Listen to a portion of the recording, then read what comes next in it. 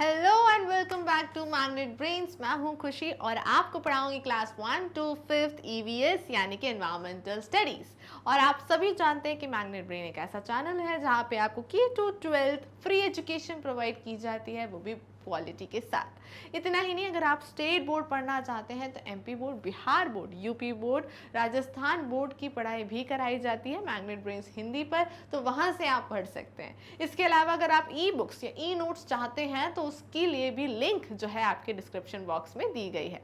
तो चलिए शुरू करते हैं आज की क्लास। और आज हम शुरू कर रहे हैं with very first chapter of your book looking around, जिसका नाम है गोइंग टू स्कूल। तो आज हम गोइंग टू स्कूल स्टार्ट करेंगे चैप्टर नंबर 1, जिसमें आज हम कवर करेंगे बैम्बू ब्रिज।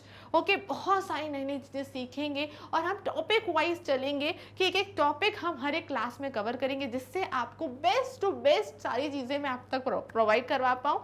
इसके अलावा जितने भी क्वेश्चंस होंगे वो हम बारी बारी से पढ़ेंगे।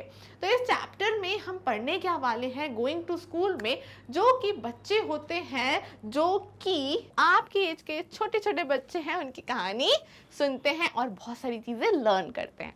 ठीक है, तो सबसे पहले आपको क्या करना है, अपनी एनसीईआरटी बुक लुकिंग अराउंड को अपने सामने ओपन कर लीजिए।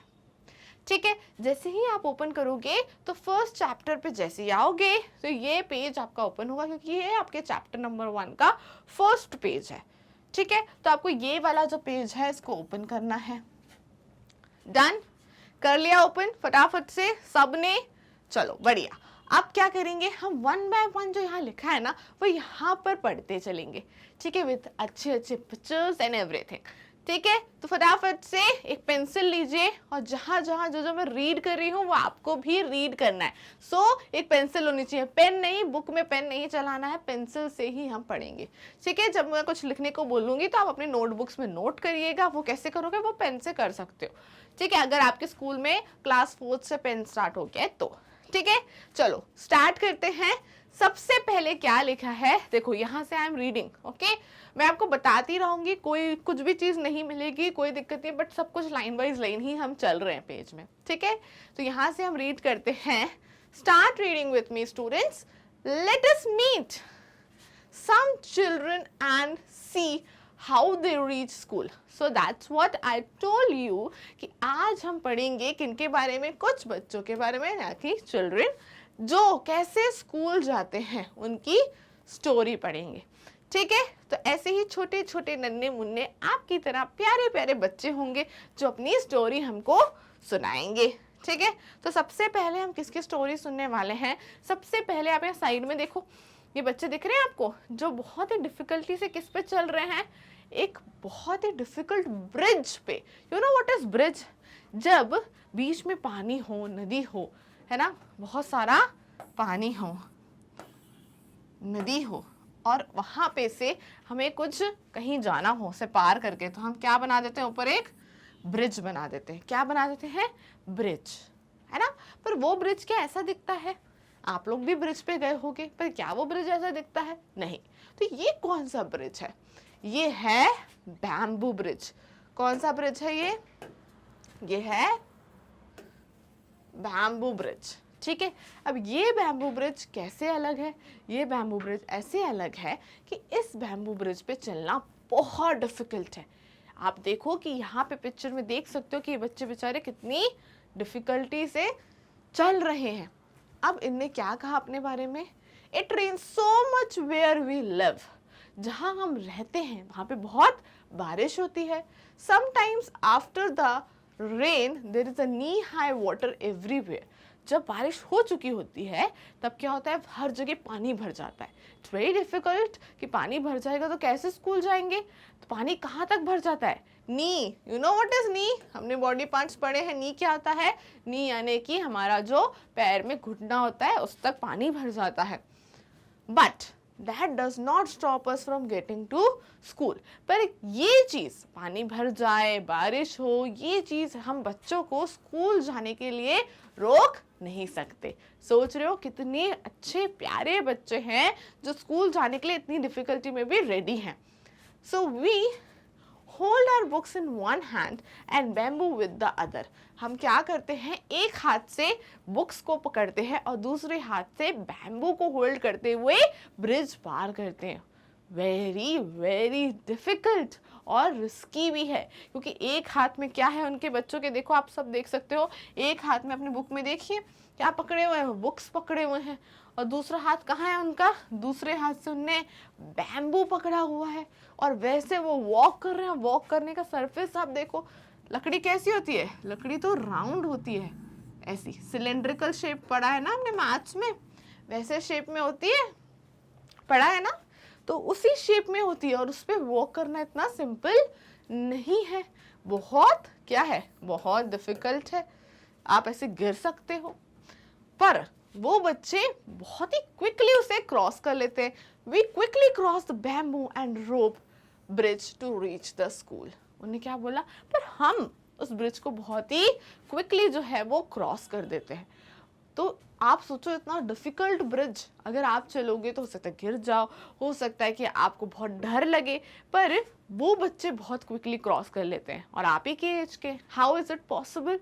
क्योंकि कोई भी काम हम जब डेली करते हैं तो हम उसमें अच्छे हो जाते हैं। जैसे हो सकता है कि आप डेली इंग्लिश बोलते होगे, है ना, तो आप उसमें क्या होते हैं, ऑटोमेटिकली अच्छे हो जाते हो सकता है ये बच्चे नहीं बोल पाते, आप उन्हें सिखाओगे तो वो भी बोल सकते हैं। वैसे ही कुछ चीज़ें जब हम रेगुलर करते हैं तो हम उसमें बहुत अच्छे हो जाते हैं, इसलिए हमको रेगुलर पढ़ाई करनी चाहिए।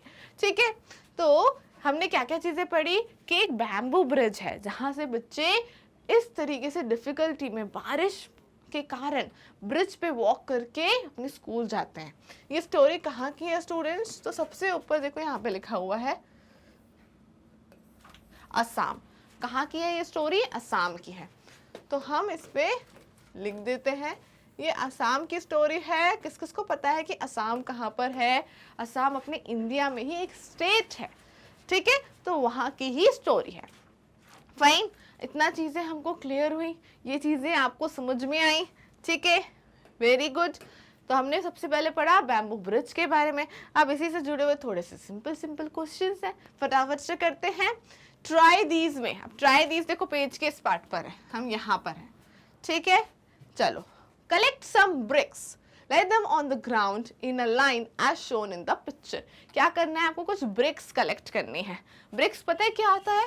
ब्रिक्स जो होती हैं वो ईंट होती है, ईंट यानी कि ब्रिक्स कुछ ऐसी दिखती है।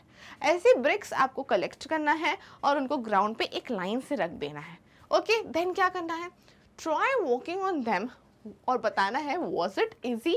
क्या करना है? बहुत अच्छी सी इंटरेस्टिंग एक्टिविटी है। आपको 3-4 ब्रिक्स कलेक्ट करना है, उनको एक लाइन से जैसे मैंने यहाँ बनाया है वैसे रख देना और उस पर वॉक करने की कोशिश करना, ठीक है। आप जब वॉक करने की कोशिश करोगे तो आपको ये बताना है कि उसमें वॉक करना इजी था। तो फटाफट से बताओ, अभी शाम को ये एक्टिविटी करिएगा, इवनिंग में जाकर मम्मा के साथ जाना, उनके साथ ये एक्टिविटी करना, पर अभी आप ये सोच के बताओ क्या उस पर चलना आसान होगा? ये तो हम खुराफाती चीज़ें करते रहते हैं घर पे, बाहर जब खेलने जाते हैं, तो इतना तो आप बता सकते हो। तो हाँ, उस पर चलना बहुत आसान होगा। क्यों होगा? क्योंकि इसका सरफेस जो है, देखो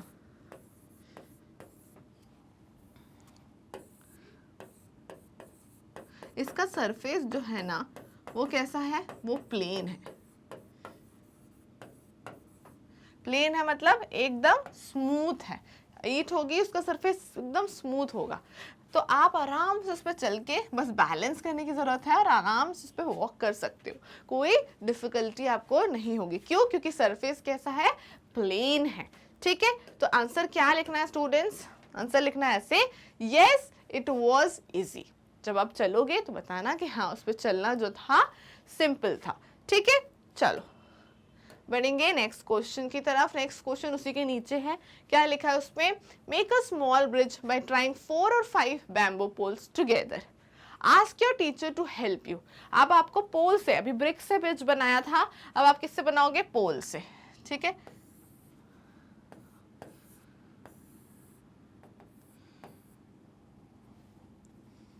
थोड़ा सा हम इसको ऐसा बनाते हैं क्योंकि ये ऐसे ही होती है लकड़ी, ठीक है। अब हमने ये पोल से हम ब्रिज बनाएंगे, वन मोर टाइम, थोड़ा सा बड़ा,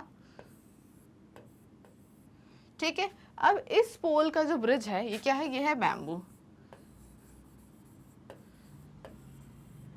तो ये बैम्बू से हम बना रहे हैं ब्रिज। अब आपको ऐसी 2-3 बैम्बू साथ में रखनी है, उनको किसी चीज से बांध देना और उनको वो ब्रिज बन जाएगा आपका। अब ask your teacher to help you. Teacher कौन है? मैं। तो मैं क्या करूंगी? आपकी हेल्प। ना वॉक ऑन योर ब्रिज। पर मैं आपके पास नहीं आ सकती और आपको वॉक कराने में हेल्प नहीं कर सकती, तो ये आप स्कूल फ्रेंड्स के साथ या अपनी मम्मा के साथ ये ट्राई कर सकते हो, ठीक है। How did you feel? Did you fall down? If you walk like this a few times, you will start finding it easy. तो उनने क्या बोला कि अगर जब आपने इस पे रखा और इस पे चलने की कोशिश की तो क्या आप गिरे या फिर आपको बहुत इजी लगा या डिफिकल्ट लगा? तो पोल का सरफेस कैसा होता है? अभी हमने ब्रिक का देखा था, पर पोल का सरफेस कैसा होता है? बैम्बू का जो सरफेस है वो कैसा होता है? राउंड होता है। क्यों? क्योंकि बैम्बू का शेप कैसा होता है? कभी भी बैम्बू देखोगे तो कैसी होगी? सिलेंड्रिकल शेप की होगी, इस तरह से। सिलेंड्रिकल शेप पे वॉक करना डिफिकल्ट है। क्यों डिफिकल्ट है? क्योंकि वो राउंड शेप की है, उस पर आपका बैलेंस बनाना थोड़ा डिफिकल्ट है, उस पर आपके गिरने के चांसेस भी हैं।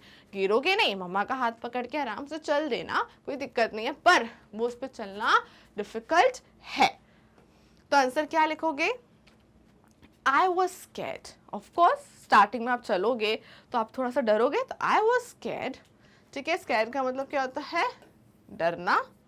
No, I did not fall down. but आप गिरे नहीं क्योंकि आपने उस पर चला मम्मा की हेल्प से या फ्रेंड्स की हेल्प से, but it was a bit difficult. But उस पर चलना डिफिकल्ट था। ब्रिक पे it was easy, बट इस पे चलना डिफिकल्ट है। क्यों? क्योंकि सरफेस के कारण, ठीक है। तो ये ध्यान रखना कि सरफेस बहुत इंपॉर्टेंट होता है। हम रोड्स पे आराम से क्यों चल पाते हैं? क्यों? क्योंकि सरफेस एकदम प्लेन है, जैसे ब्रिक का सरफेस था। पर आप बैम्बू पे नहीं चल सकते हो और डिफिकल्टी होती है। क्यों?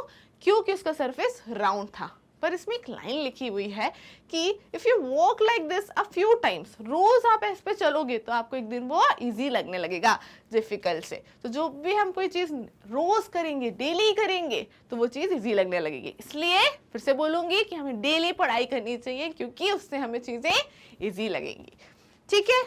चलो नेक्स्ट क्वेश्चन क्या है?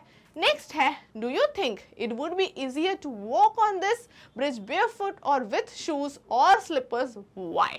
कौन से ब्रिज की बात हो रही है? यहाँ बोल रहे हैं कि अगर आप ये सिलेंड्रिकल वाले ब्रिज पर बेयरफुट, यानी क्या होता है? फुट यानी क्या होता है? फटाफट से बॉडी पार्ट। हाँ, वेरी गुड, फुट आप सबको पता है। तो वैसे ही अगर आप नंगे पांव चलोगे तो वो ज़्यादा इजी है, या फिर शूज़ के साथ या फिर स्लीपर्स के साथ। तो अगर इस तरह के ब्रिज पे आप शूज़, नंगे पांव, स्लीपर्स, जिसके साथ चलना, किसके साथ चलना इजी है और क्यों इजी है? तो सबसे इजी किसके साथ है? आपकी बेयरफुट के साथ, यानी नंगे पाँव। क्यों? क्योंकि जब आप नंगे पाँव किसी ब्रिज पे चलते हो तो इस ब्रिज पर, बैम्बू ब्रिज पर, क्योंकि बाकी सब ब्रिज पर सरफेस तो नॉर्मल होता है, पर बैम्बू ब्रिज पर आप चलोगे तो आप क्या कर सकते हो? उससे आप अपनी grip to hold the bridge easily बना सकते हो। शूज और स्लीपर में आप फिसलने के चांसेस थोड़े से ज़्यादा है। जैसे आप इस पिक्चर में भी देखोगे, पेज नंबर 1 पर, वहाँ पर आप देख रहे हो ब्रिज पे वो सारे बच्चे ना नंगे पाँव ही जा रहे हैं। तो इसलिए क्यों? क्योंकि वो सिंपल है, आप नंगे पाँव इजीली इस ब्रिज पर चल सकते हो, ठीक है। तो क्या है आंसर? कैसे लिखोगे? आंसर है, I think it would be easier to walk on this bridge barefoot because barefoot with the toes give a better grip. आप कोई भी चीज़ की ग्रिप प्रॉपर बना सकते हो, ठीक है। इसमें एक और बॉडी पार्ट का जिक्र हो रहा है, वो क्या है? टोज। टोज पता है? पैर का अंगूठा, दैट इज टोज। आप पता था आप लोगों को, वेरी गुड। तो आई थिंक कि वो इजी था वॉक करना। कैसे? बेयरफुट के साथ। तो आंसर आपको लिखना है, आंसर्स को ऐसे नहीं करना है इसे पढ़ लिया ओके मैम। आप लोग आंसर्स नोट करते हुए चलिए कि I think it would be easier to walk on this bridge barefoot because barefoot with the toes gives a better grip. Okay, तो ये आंसर्स आपको नोट भी करना है, लिखते हुए चलना है। तो ऐसा नहीं करना है कि हम बस लिख नहीं रहे हैं, चलते जा रहे हैं आगे। चलो ओके, ये हो गया डन। अब इस पेज से हम कर चुके हैं कंप्लीट। देखो यहाँ पे लास्ट क्वेश्चन क्या है, do you think it would be easier to walk on the bridge barefoot, यहाँ पे भी हमने वही पढ़ा है। तो ये जो पेज है आपका कंप्लीट हो चुका है, ठीक है। तो पेज कंप्लीट के साथ हम इस सेशन और इस क्लास को भी कंप्लीट करते हैं। मिलेंगे नेक्स्ट क्लास में, वहां पर हम इसके आगे का नेक्स्ट चैप्टर, बिल्कुल नेक्स्ट चैप्टर कह रही हूँ, I am very sorry, next page जैसे आप टर्न करोगे उसे कंटिन्यू करेंगे, ठीक है। तो फटाफट से नेक्स्ट क्लास के लिए आपको रेडी रहना है आगे की चीज़ें पढ़ने के लिए, ठीक है। बाकी तो आप जानते हैं मैग्नेट ब्रेन्स K to 12 बिल्कुल फ्री एजुकेशन प्रोवाइड करता है, वो भी क्वालिटी के साथ। इसके साथ साथ मैग्नेट ब्रेन्स हिंदी पर स्टेट बोर्ड की भी पढ़ाई कराई जाती है, जैसे कि MP board, Bihar board, UP board, Delhi board, Rajasthan board, ठीक है। और अगर नोट्स और बुक्स चाहिए तो ई बुक्स, ई नोट्स भी अवेलेबल है, जिसकी लिंक आपको डिस्क्रिप्शन बॉक्स में मिल जाएगी। ओके स्टूडेंट्स, तो हम मिलेंगे नेक्स्ट क्लास में, तब तक के लिए स्टे ट्यून्ड।